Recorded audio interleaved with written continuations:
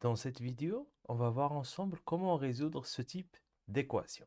Alors, remarque avec moi quelle est la particularité de cette équation. Il s'agit d'une équation où notre inconnu figure dans le dénominateur.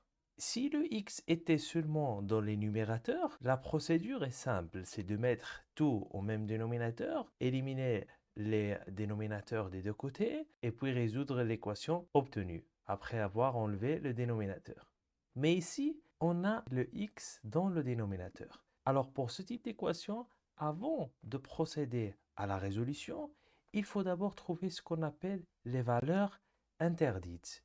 Pour trouver les valeurs interdites, il faut prendre les dénominateurs où notre x figure, par exemple ici le x plus 3, et résoudre l'équation égale à 0. Ça veut dire on va chercher les x pour lesquels le dénominateur s'annule, parce qu'il ne faut pas avoir 0 dans le dénominateur. Donc dès le début, on cherche ces valeurs-là qui sont des valeurs interdites. Alors ici, dans ce cas-là, il y a un seul dénominateur où il y a le x, mais s'il y avait d'autres, s'il y avait par exemple de l'autre côté aussi, là où il y a le 2 dans le dénominateur, s'il y avait un x, on aurait aussi fait deux équations. C'est pour ça que j'écris valeur interdite avec S, parce que des fois, il y a 2 ou 3 ou plus. Et remarque avec moi, on prend juste le dénominateur, mais j'ai pas pris le x moins 2 égale à 0, parce que si on a un 0 dans le numérateur, ça ne cause pas de problème. Le problème, c'est quand on a 0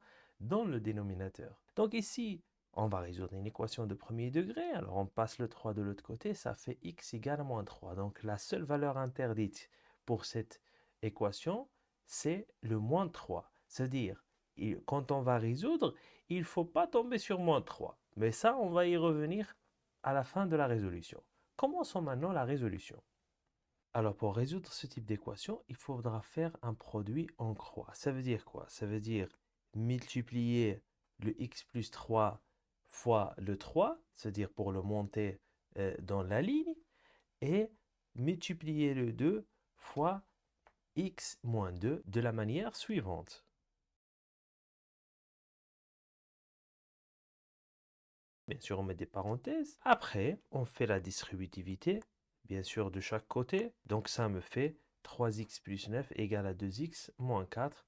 Et bien sûr, à partir de là, c'est comme d'habitude, mettre les x d'un côté et les nombres d'un côté, simplifier, et on trouve x égale à moins 13. Donc remarque avec moi, dans la solution qu'on vient de trouver, le moins 13, c'est différent de la valeur interdite. Rappelle-toi que c'était moins 3. Donc, il n'y a pas de souci. Elles sont différentes. Donc, je peux écrire S égale à moins 13. Mais si la solution que tu trouves, elle est égale à la valeur interdite, dans ce cas-là, il faut écrire S égale l'ensemble vide parce qu'il n'y a pas de solution. On ne peut pas donner une solution qui est valeur interdite. Voilà, si ça t'a servi, laisse-moi un j'aime.